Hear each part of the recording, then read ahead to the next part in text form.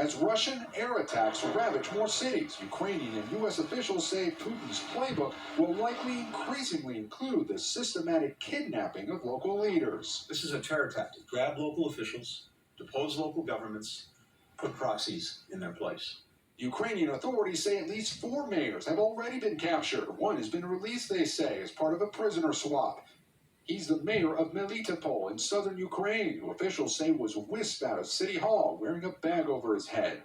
His subsequent release and use of an expletive during a celebratory phone call made President Zelensky crack a smile.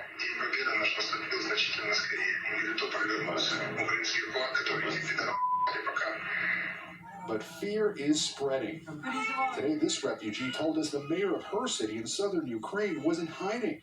In another town about 75 miles from Kyiv, the mayor is now surrounded by armed guards. The Russian army, they're changing tactics. That was NBC's Gabe Gutierrez reporting. And yet another tactic, Russia's saying it has now used its newest hypersonic missiles for the first time. Russia's Interfax news agency saying it used the missile to destroy what it says was a weapons storage site near the Ukrainian border with Romania. NBC, by the way, has not independently confirmed that the missile was actually fired. But if true, it poses a new kind of threat. Joined now by the former director of the National Security Council for Russia and Eastern Europe, retired Colonel Matt Dimick. Colonel Dimick, thanks for joining us on this. We appreciate it. Do we know, is it confirmed that this is the first known use of these types of missiles in combat? I believe so. I don't think we've seen them use it. There were some reports that they may have tried to test this in Syria. I can't remember if that's accurate or not, but it's also important not to read too much into this particular strike today, if indeed it proves to be true, which I don't have any reason to think it wasn't.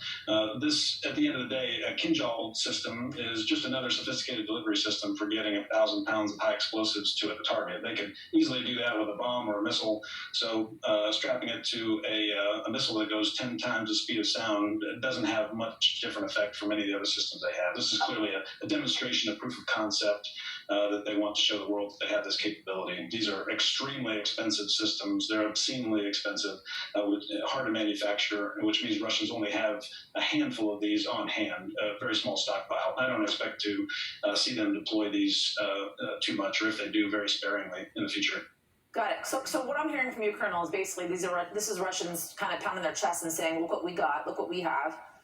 Trying to kind of stoke more fear when it comes to this invasion into Ukraine. But this doesn't really necessarily change the game, the use of these missiles.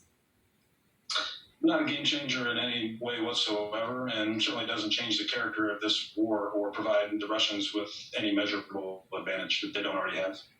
What do you make of kind of